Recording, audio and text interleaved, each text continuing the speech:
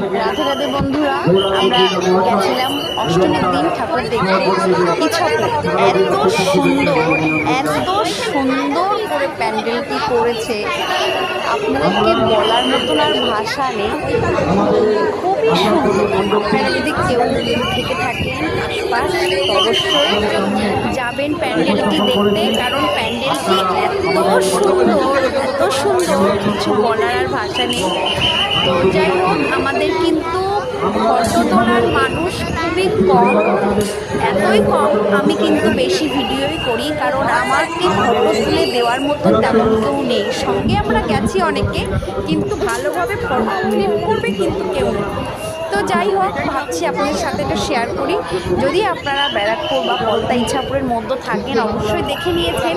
আর যারা এখনও অবধি দেখেননি, তারা অবশ্যই যান, কারণ এত সুন্দর।